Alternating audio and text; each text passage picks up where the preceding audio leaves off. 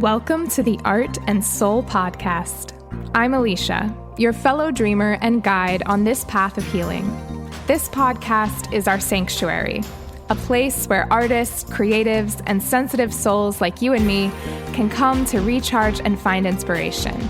You'll find tips and tools to help you on your awakening journey. Let's dive deep and discover the magic inside of us.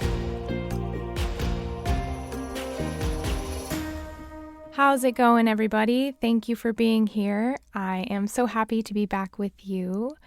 I've had quite a busy week. We went to visit family and just had such a fun time, just taking a little break. And so it's great to be back to doing this and talking to you today.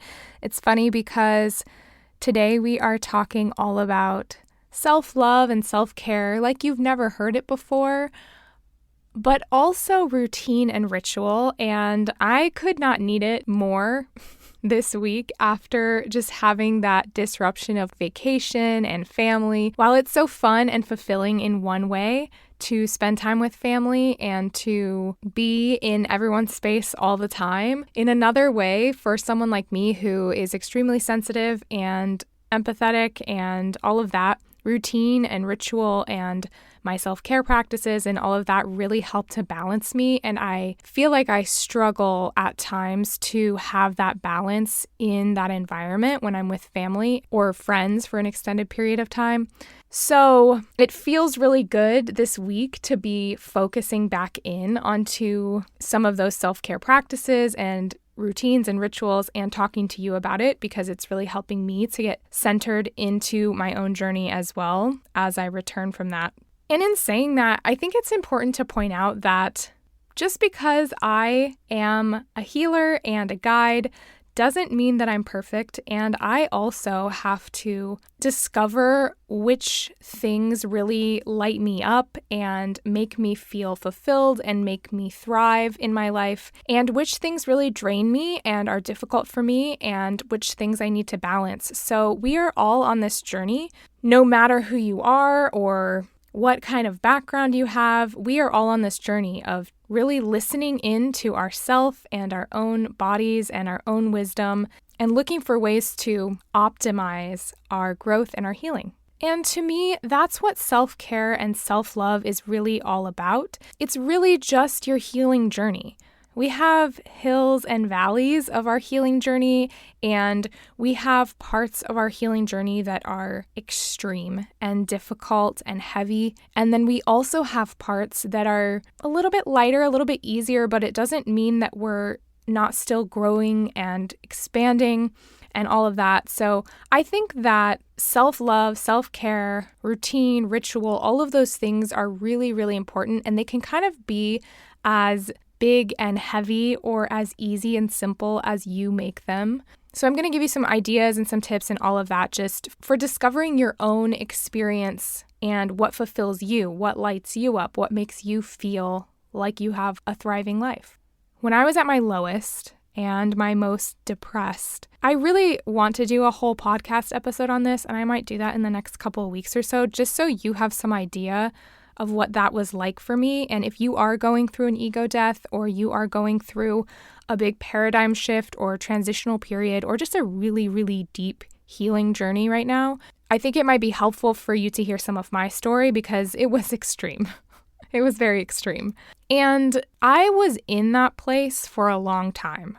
I was in what felt like a hole in the ground that I would never get out of for far too long, partly because I didn't have anyone to look at for reference and I was doing it on my own. So that is one reason why I say if you are in that space, it's so important to have at least some form of community or some guidance along the way, because it just makes the process go a little bit quicker. But when I was going through that, it felt like there was nothing I could do to get out of that pit. All of my old tactics were not working anymore, because I didn't know who I was and I didn't know where to turn, and I didn't know the answers to a lot of my questions yet. And so the thing that really got me back to like a basic balance before I was able to change into the person I am today was ritual and routine. And I'm sure you already have some preconceived notions of routine and ritual, and also self-love and self-care, just based on social media and our society and just your own interpretation of all of that. So we'll talk a little bit more about that as we go and what I consider those things to be and just some different ways of looking at it. But what really helped me during that time was some structure, because I was losing all sense of who I was as a person. When you're going through an ego death or a really deep healing journey, you're going through this complete shift in perspective of the world and of yourself. So everything that you used to cling on to, old identities and all of that, are being stripped away. And if you have no structure in your life in any way, it's going to feel extremely chaotic and it's going to feel really hopeless. And I think a lot of people who are going through an awakening of some kind, who are in that depressive state, don't realize that part of that can be helped with a little bit of structure. So I'm going to give you some tools for that today as well. Now, self-love and self-care are both these words that we use so flippantly now in our culture, because on social media you see a post for 5 ways to love yourself or that kind of thing, and I'll probably post one of those this week. But I get the feeling that people don't really understand what that means or what to do about it. I see so many posts about self-care and self-love, and then it's just people talking about eating cupcakes and bubble baths. And sometimes that's very valid, and I'm not telling you shouldn't do that or that it's not beneficial in some way. But self-care and self-love and healing are really just about getting to know yourself on a deep level.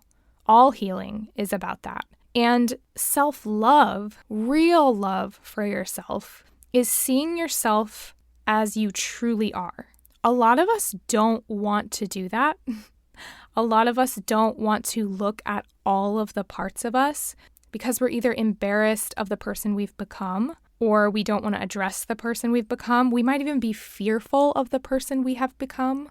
Or sometimes we see only the negative parts of us, but we don't see any of the good, any of the beauty, any of the way that the rest of the world sees you when they look at you and they see beauty and they see value and worth. Sometimes we can't see those things either. And really, we are just expressions of that divine energy.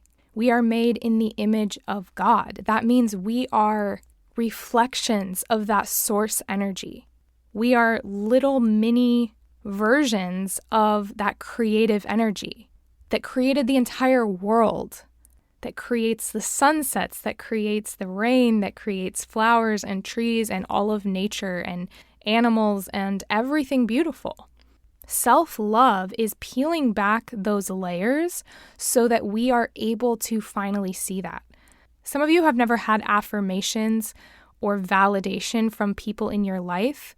Some of you have never felt worthy from the people around you, and maybe your caretakers or your partner or your friends have never expressed to you how beautiful you are and how incredible and valuable you are.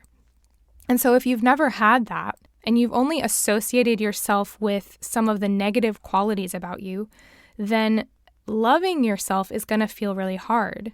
And then, like I said, some of you only want to focus on the good or only want to focus on the things that are easy and don't want to dig deeper down to the layers of you that are hurt, that are wounded, that are crying out for some love and acknowledgement. And so truly loving yourself is seeing all of those parts and having an internal conversation with yourself to accept who you are currently. Who are you really? That's the question. And as you go deeper and deeper into this loving of yourself, it's seeing all of that and accepting it. If you have someone in your life that you love unconditionally, maybe it's your partner, maybe it's your children, maybe it's your dog, no matter what they do, no matter how much they annoy you, no matter what their worst qualities and traits are, you see those things. I bet you do. But it doesn't stop you from seeing them as worthy and valuable. So with loving ourselves, we are starting to see all of that. And then when we see it and we accept it, then we can begin to integrate those parts into us. If you've had any experience in a religious background, there is a big misconception, in my opinion, that we are all sinful and depraved creatures, that we are all some big problem, and that God came to fix that. It's not completely not that, but it's also not that, if that makes sense. It's somewhere in the middle. Being quote-unquote sinful or fallen from grace or depraved or whatever you want to label it is really the function of our carnal mind. And our carnal mind is that survival mind, that animalistic mind, the body, the mind of our body. The best representation of this is a little baby or a child, a toddler. They are not acting out of conscious choice. They are acting out of their subconscious and their survival instincts. Children don't begin to develop their full consciousness until 7 or later. And so everything that children are doing, it doesn't mean they're fully unconscious, but everything children are doing up until 7 are absorbing information from the people around them and learning survival patterns to survive in this world. It's all about survival. This part of us, this carnal mind, this survival mind, it doesn't ever go away. So when religion is talking about removing that sin or stepping outside of that depravity, what it's really talking about is not reacting out of that instinct only. I want to reinforce there's nothing wrong with that instinct. It's part of our experience on this planet. It's part of being in a body. It's part of who we are. We're part body and part soul or spirit. So only reacting out of that part of us, that animalistic part of us, and only making decisions from that place and only living our life from that place is only half the story. And it's not going to set us free.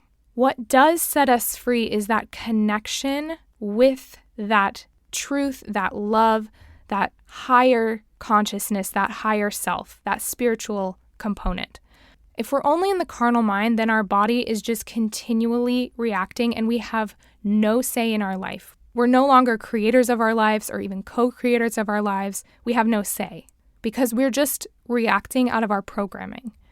When we start to connect that higher self or that connection with God to that place deep inside of us, and there's a through line there of energy flow and communication and all of that, then we're fully aligned and we can be free because we can make choices.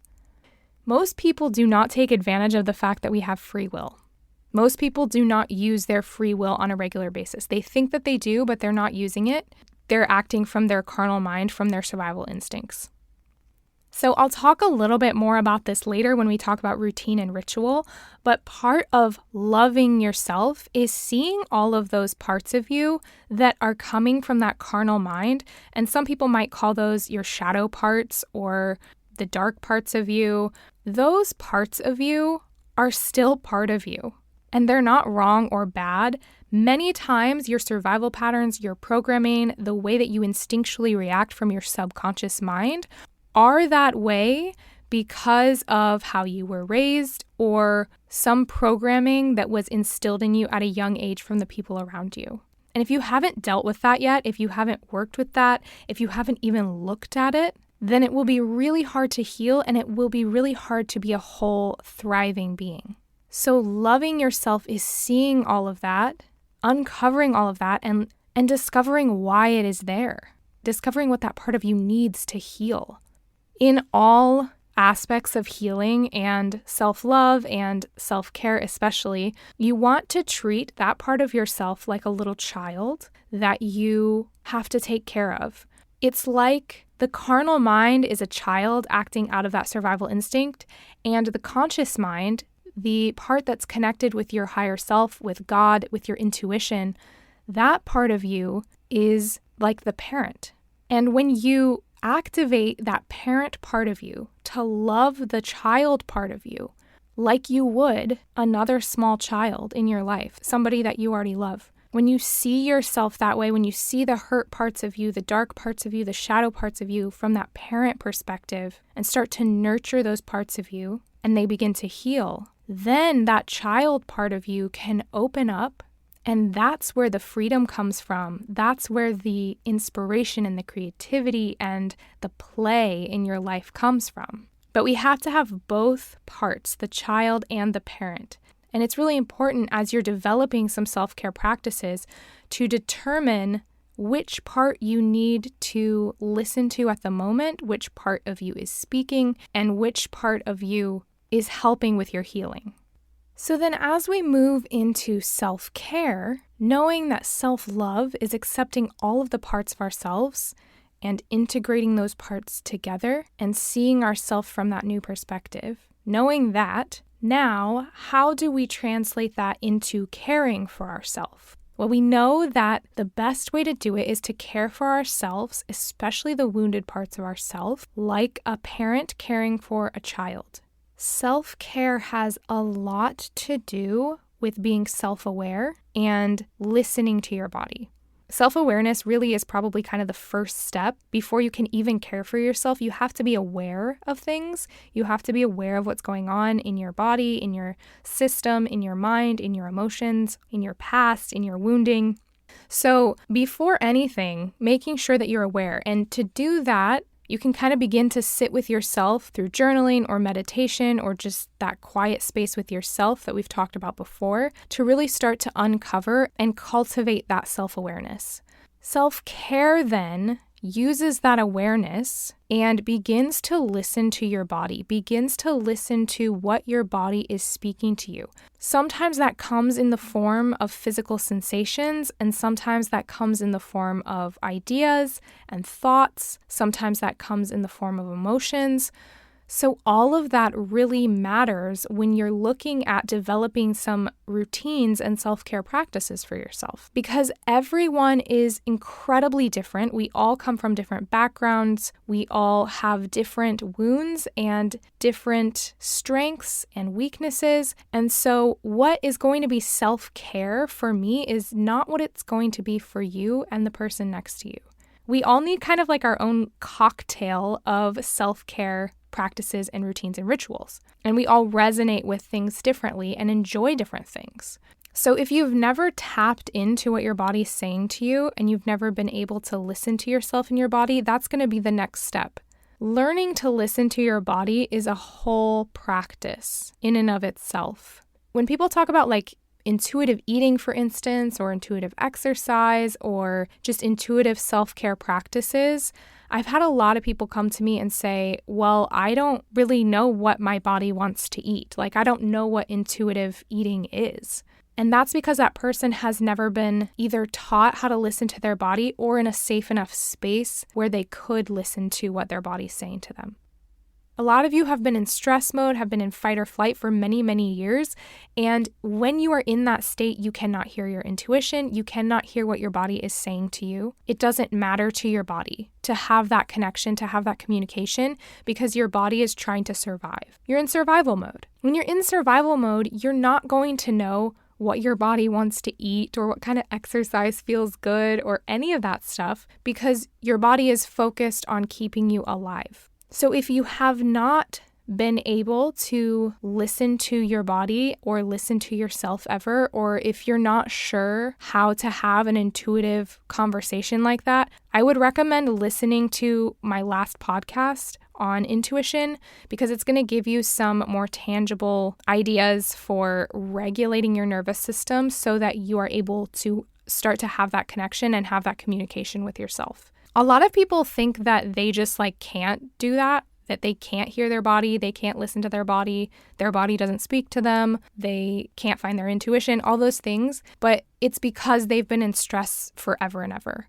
Now, granted, some people are more sensitive just naturally than other people. Some people come into the world more open, more vulnerable than other people in terms of their energy and that connection, that spiritual connection, and their connection with their body. So I understand that there are different levels of that. And that's totally okay. But if you're absolutely positive that you can't hear that way or you don't have that connection or whatever, that's something that has to be cultivated, and it has to be cultivated in a state of relaxation, okay? The last thing I want to say about that is if you have any type of addiction to a substance of some kind, or even to numbing yourself in some way, like TV or video games or whatever it is, you are also going to have a harder time hearing your body and your intuition. It's going to feel muted. So you might have to work through some of that addiction first before you can start making choices about your self-care that are appropriate for you.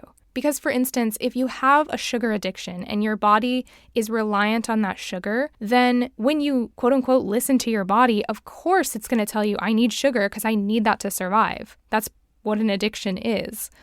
And so your body has basically conformed to this version of you that needs that substance, that chemical reaction to function. And so your body is not going to speak truthfully to you in that instance. So if you know that you have an addiction of some kind like that, you're going to have to deal with that first before you can start creating self-care practices based on your intuition and based on listening to your body. In that instance, you might just have to take advice from a therapist or someone who works with addiction and can give you tools and self-care practices that are sort of more broad for that type of addiction.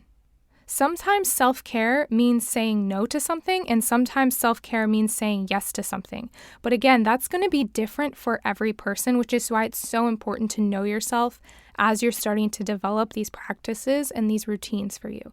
Some of you might be on a journey that is really more about healing your physical body, maybe your gut, maybe your inflammation, maybe your brain fog. All of that is a physical element. So for you, saying yes to that dessert that's going to give you brain fog or is going to give you a stomach ache is not necessarily self-care and is probably not the best for you. And then on the other hand, there might be some of you who have struggled with the diet culture and the mental aspect of disordered eating and all of that. And so for you, self-care would look like eating the cupcake and allowing yourself that freedom and not worrying about it and that kind of thing. The same is true with so many forms of quote-unquote self-care. Some of you need to take the bubble bath because you need to have that relaxation, that time that feels reflective, where you're not only cleansing your body, but cleansing your mind, cleansing your emotions, kind of moving some of that energy out that way. And some of you might need to take less time in your home and get outside and go for a walk or go for a run or get some sunshine. And that is your form of self-care. Some of you need to slow down and have more boundaries. And then some of you need to speed up and open your world up a little bit. So as you can see, it's really important to know who you are and know what you're healing and have that self-awareness to know whether or not you say no or yes to something. And self-love and self-care are so interconnected because they're almost like two wells that fill up with water or like two buckets pouring into one another. When you have a lot of true love for yourself, you want to take care of your body, you want to take care of your mind, your spirit, you want to stay in that state of relaxation and regulation so that you can enjoy your life and you can make some of those steps forward that you're trying to make. If you have self-care practices, you're going to fall more in love with yourself because you're going to be in that regulated state. So they feed one another very easily. So if you're lacking in one or the other, sometimes it's a good idea to do whichever comes first, whichever feels easier. For me, when I was coming out of that depression, there were moments that it felt easier to just do self-care practices to start to build up that love. And then I would kind of hit a wall with that and be able to step into the first entry level of loving myself for a little bit. And as I kind of developed that and started to unravel some of that and forgive myself for being the way that I was and all these things, then I started to want to care for myself more and I started to do more self-care practices. And so it bounces back and forth between the two. So just start with whichever one feels easiest to you right now. Now, because I know a huge portion of you are listening to me because you are an artist and you're a creative person, it's also really important to speak to this aspect of your self-care. Many of you are convinced that you must be tortured to be an artist, that you have to be a starving artist in all forms of that word, emotionally distraught in order to create beautiful, provoking art. Living in a cycle of emotion like that and being trapped in that emotional experience is not the best way to express your creativity. Does art help us to process those emotions? Yes. Does it come out beautifully? Yes. But there's not a reason to stay in that cycle and stay trapped in those emotions. Some of you are dealing with extended depression and anxiety and grief and sadness and hatred of yourself. And all of those things are making your life, the part of you that's not creating, the part of you that's just living, it's making you miserable. And while you are here to provoke new thoughts and new ideas and bring your creation to this world so that people are changed, while that is true, you're still here to live this life and you're not meant to suffer doing it. So what you're doing by not allowing those emotions to release and by believing that you have to hold on to them in order to be a successful artist or a genius at what you do, what you're doing is you're just repeating these emotional addictions for something that is not necessary. You can still create incredible, beautiful art. You can still use your art to process difficult times and difficult emotions without looping through those cycles and living in a state of suffering. And I've literally talked to some of you that don't do self-care practices because you are afraid of healing, because if you are healed, you won't be as provocative. Your art won't be as deep or as artistic as you want it to be. But when you open up that channel of love and care and that communication with your higher self, you're actually opening up a space to have that creative inspiration flow into you in a new way. And when you do that, you're the type of artist that is creating, not copying. You're getting inspiration from the divine. And not only that, but you're enjoying your life and you're living in abundance and you are truly thriving. And then all of the moments between creation, between expression, are enjoyable, are beautiful, and are abundant just as much. You feel fulfilled just as much as when you're doing your art. Again, I want to emphasize, it doesn't mean you are never going to be sad or you're never going to process your art that way, or you're never going to process your emotions through your creativity. That is such a gift, and it's also part of healing. But we are talking about just living in those loops and not wanting to heal or not wanting to begin to love yourself because of the fear of letting that go. There's no reason to let that go. That's all part of it. So let's talk about routine and ritual, especially as it relates to this self-love and these self-care practices, because a lot of people get scared of the idea of a routine or anything having to do with that. And some people would rather live in routine than have any sort of ritualistic aspect to it. So let's talk about it a little bit, talk about what they are and why they're valuable to you, not only as a person, but also as a creative person and your creative process. There's a growing idea in the spiritual community that ritual is better than routine. I would say that that's not necessarily true. I think that there's a place for both. Part of that is because this time that we've been moving into for a while, this age of Aquarius, is a free spirit sort of creative time on our planet, just energetically. So people want to throw out the systems and the structures that are in place for better systems and structure.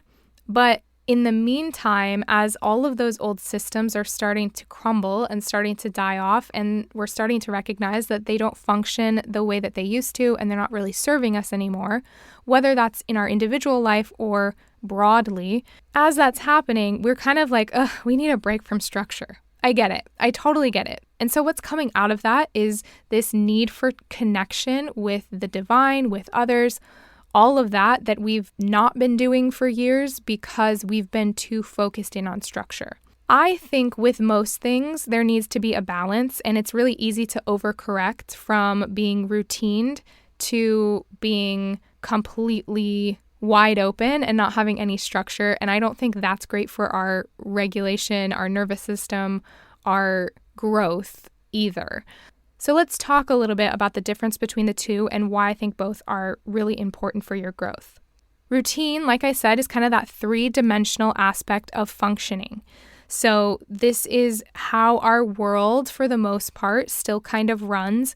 And if you've had any sort of spiritual awakening, you will have probably looked at some of that structure, that routine that we live, like working a 9 to 5, going to work every single day so that you can retire and live the final years of your life in enjoyment rather than enjoying your whole life. That's kind of an example of routine that's in our culture that's sort of becoming outdated for this generation.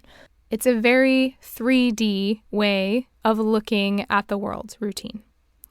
It's also really connected to the physical body. If you think about self-care routines that you do, mostly they are like brushing your teeth and getting to bed on time and that kind of thing. Those are kind of what we associate when we think about routine. The cool thing about routine and why I think that we shouldn't completely throw the baby out with the bathwater is that routine provides protection. Routine is all about keeping that carnal mind, that physical body, in a state of regulation. It's all about keeping your body, your subconscious, in a state of feeling safe. So a lot of times when people don't have enough routine or they don't have enough structure in their life, especially if you're going through some kind of spiritual awakening and you've begun to question all of your patterning, or if you're in a depressive state and you can't really get yourself to do anything, sometimes it makes everything worse because your nervous system starts to freak out and not know what to do because there are no boundaries. Routine allows your body to feel safe, to feel stable, to feel like it knows what to expect, which allows you to insert things in there that are more spontaneous and creative and inspired because you're in a state of relaxation and regulation. If we go back to that parenting analogy, routine is for the child part of us. It's for the wounded part of us that needs to heal. It's for the part of us that needs some structure. When you think about caring for yourself, like thinking about caring for a small child, it starts to give you that perspective of why routine is so important to us as humans. And I don't know if this is true for everyone or if it's just true for me and my friends, but in my 20s, I was really excited to be an adult. So a lot of the routine that I grew up with or the structure that I had put in place, I started to let go of because I was like, oh, cool, I'm an adult now. I don't have to do this or that, or I can do it however I want, or, whatever, small things like, oh, I don't have to make my bed or whatever it was. And I found after a few years of letting some of that go that I was returning to some of those old routined patterns because they were actually supporting my life and my growth in a way that I didn't realize until I took them away. So a lot of you, especially if you're in your 20s, you might be struggling because you need some more routine and you've had your space and your time to kind of explore what that feels like without routine. And now you're starting to realize why that structure was there. So when you're implementing a little more of that routine into your life, you're going to start to feel a little more grounded and a little safer, the good kind of safe. On the flip side of the coin, ritual is more about connection and expansion. This is why when you think of rituals, you think of religious practices, and it's usually more associated with religion, because ritual is about that connection with that higher consciousness, with God, with this higher version of you. It's about the sacredness of life and of you and your body and your experience on this earth. It's really about that parent part of you, that more mature part of you, that spiritual version of you. And so things that are done out of ritual, like I said, some routines can be ritualistic, These are done in a more mindful and a more conscious state. And not only that, but they can also connect you outside of yourself. They can connect you with other people, which is, again, why rituals are done in religious settings a lot, or in like a communal setting, because not only do they connect you with that divine energy and deep within yourself, but they also connect you with those around you. Ritual to me is also what people talk about when they talk about romanticizing their life. Again, it's having that perspective that your life is really something special, really something to be valued. It's knowing how worthy you are and that you're really present and you're experiencing all of this kind of in a magical way. I think that's important because it allows for this level of deeper connection and reverence and gratitude and this space for enjoying your life and feeling that joy.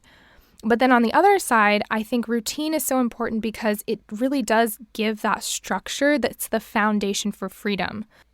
When you have a lack of structure, you have no clarity, you're often confused, and the routine aspect to life really pulls that all together for you. So when you have both, then you're connecting with your body and your spirit. You're kind of giving both parts of you, the child part of you, the parent part of you, the carnal mind, the conscious mind. You're giving both parts of you the ability to grow and to expand. Both are helpful for your experience, and they balance you between the physical and the spiritual. Now let's talk about the morning routine for a minute. I know some of you might be really into watching people's morning routines on TikTok or YouTube or whatever, and we find it so fascinating because we're always looking for that structure and that way to improve our life with our routine.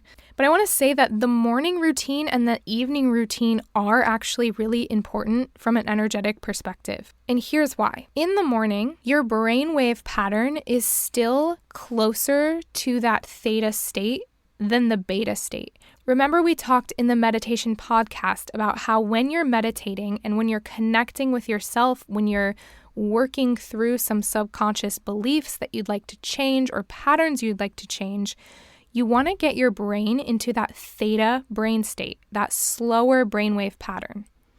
Well, your brain is in that pattern while you're sleeping. So when you first wake up in the morning, your brain is still not fully at that high speed beta wavelength yet. So the thoughts that you think first in the morning and the things that you say to yourself and the things that you do right when you wake up are going to set the tone for your entire day. This is one of the reasons why you've heard not to look at your phone first thing in the morning, because depending on what you see there on social media or your news app or whatever it is, all of that will start to inform your subconscious brain in a way that it wouldn't at noon or later in the day sometime. And that's because those brain waves are at that slower speed when you're just waking up.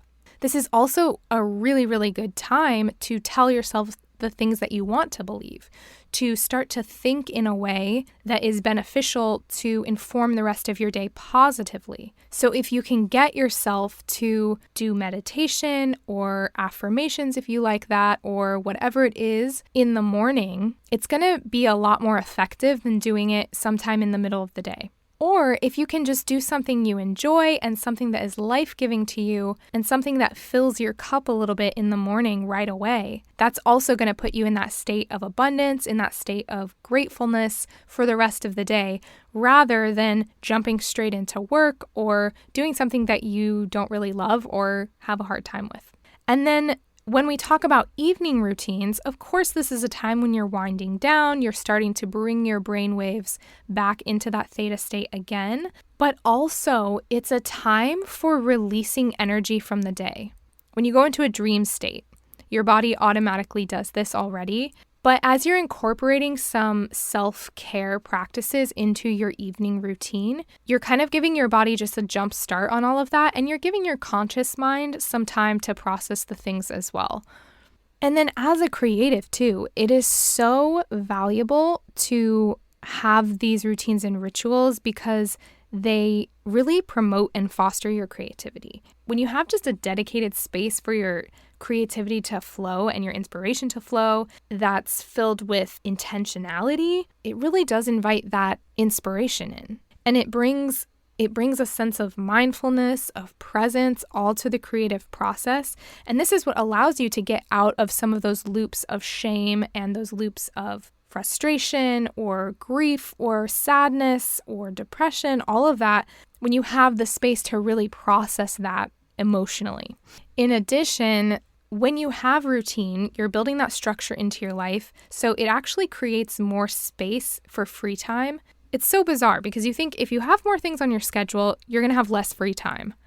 But somehow when you have a routine and you have your time kind of scheduled out, it doesn't have to be exact, but in some way you have it a little bit structured, you'll actually find yourself getting things done quicker and more efficiently and having like a consistency to it. And then that leads to increased productivity and this kind of flow state for your creativity where you wouldn't have had space to do that before because you would have had this to-do list in your head.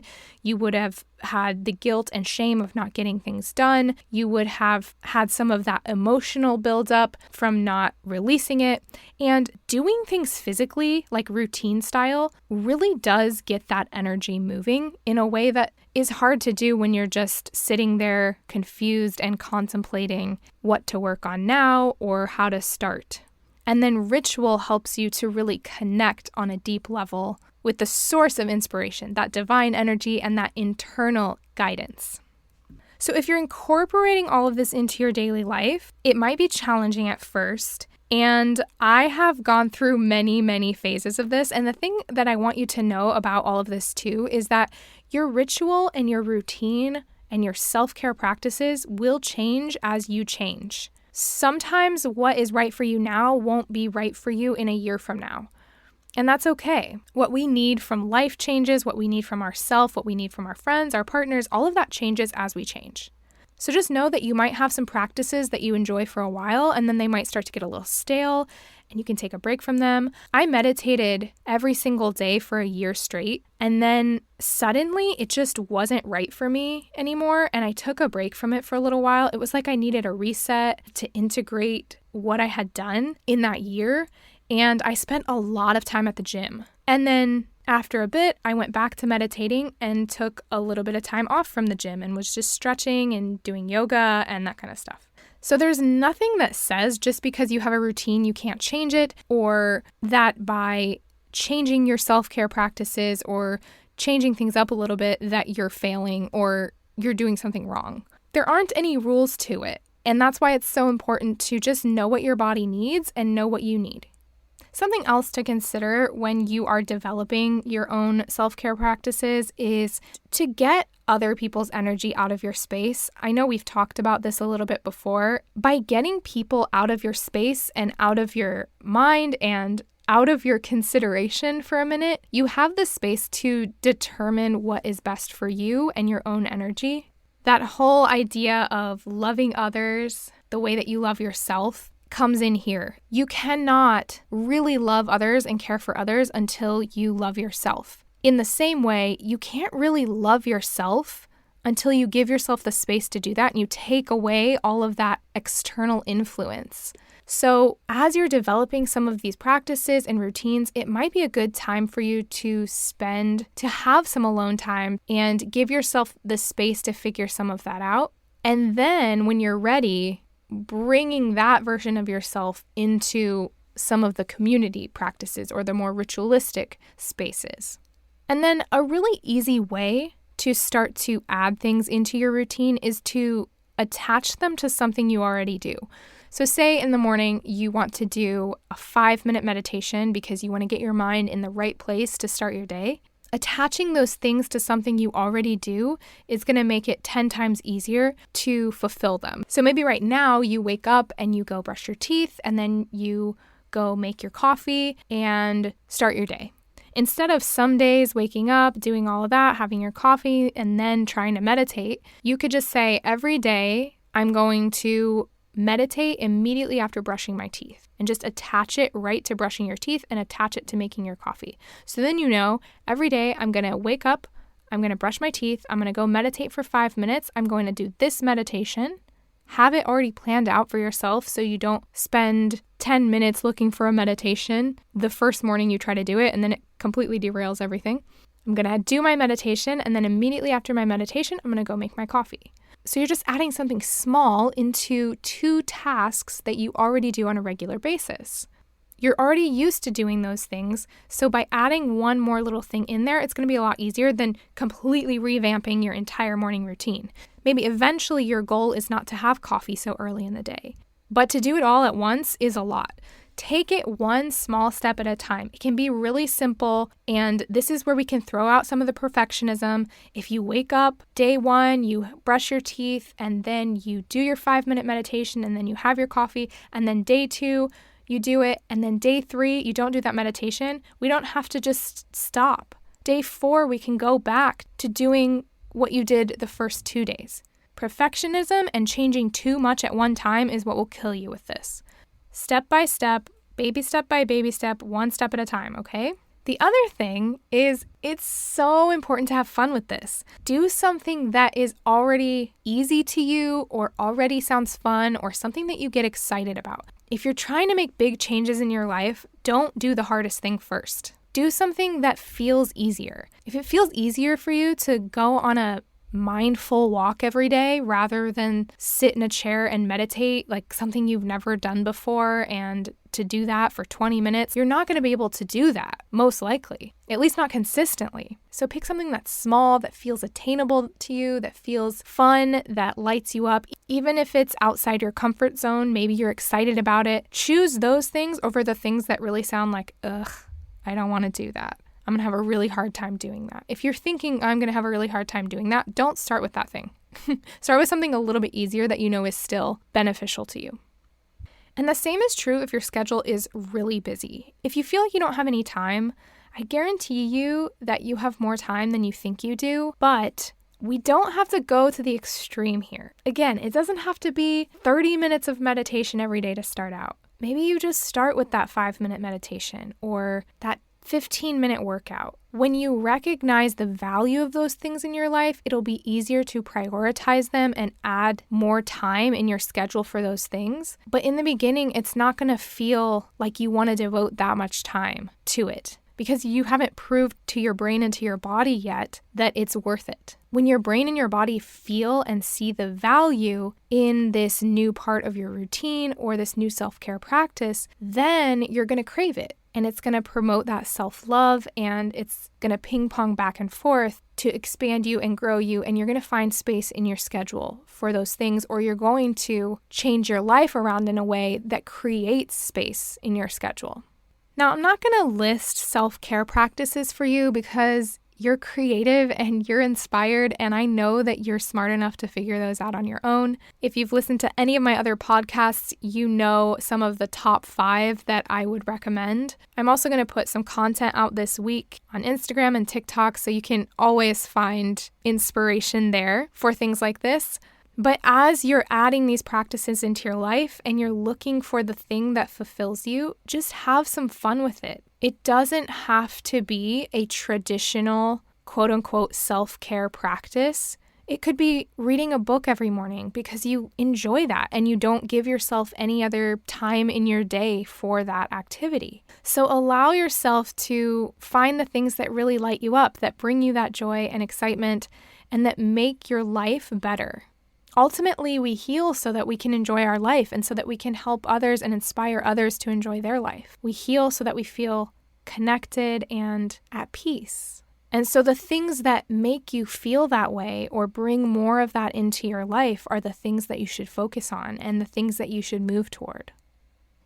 If you're looking for step-by-step guidance or a community of people that are already implementing these self-care practices and going through this process, then definitely join my membership. It's just $7.77 a month, and there are so many tools and resources in there for you that will help start this self-care, self-love journey for you if you haven't already started that or if you don't know where to start. Otherwise, if you're starting to incorporate some of these practices in your life, I would love to hear about it. So reach out to me and let me and our community know how you're growing and how you're healing. I love to see all of that. And if you are wanting some more one-on-one help through this process, I am always here for you to give you guidance and help with your healing journey. So please reach out on the website or on social media, and we'll talk about the next steps for your healing. I love you all so much. Get out there, enjoy your bubble baths, and I'll talk to you next week.